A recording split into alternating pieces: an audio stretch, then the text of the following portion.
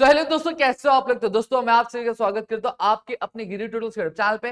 दोस्तों आज के इस वीडियो में हम देखने वाले आपके मोस्ट इंपॉर्टेंट क्वेश्चंस आपके first chapter historiography development in the west के। अगर आप चाहते हैं ऐसे मैं बाकी चैप्टर्स के भी लिए भी वीडियोस लेकर आऊं, वहां पे भी मैं आपके लिए चीजें प्रोवाइड कर रहा हूं, तो प्लीज मुझे कमेंट सेक्शन में कमेंट करके जरूर बता देना।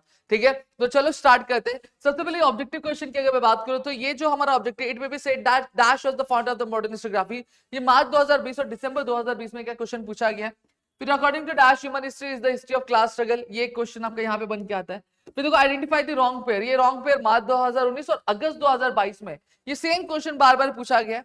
फिर उसके बाद अगेन अगर मैं बात करूं तो एक और आता है आपका identify the wrong pair in the following and rewrite it.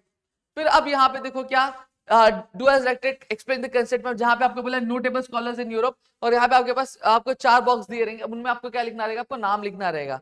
ये जो क्वेश्चन है जुलाई 2023 और मार्च 2023 में पूछा गया। अब राइट शॉर्ट नोट्स। अब शॉर्ट नोट्स आपको एग्जामिनेशन में आते हैं तो क्या बोला गया, एनालिस्ट स्कूल पे शॉर्ट नोट्स लिखने के लिए बोला गया।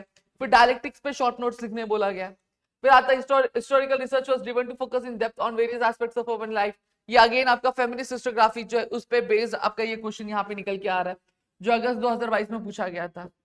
फिर क्या बोला है, explain the following statement with reason for called is method the archaeology of knowledge, जो दिसंबर 2020 और मार्च 2024 में पूछा गया था।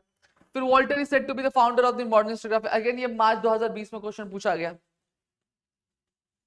फिर क्या बोला है, explain the Karl Marx class theory, जो मार्च 2019 में क्वेश्चन पूछा गया।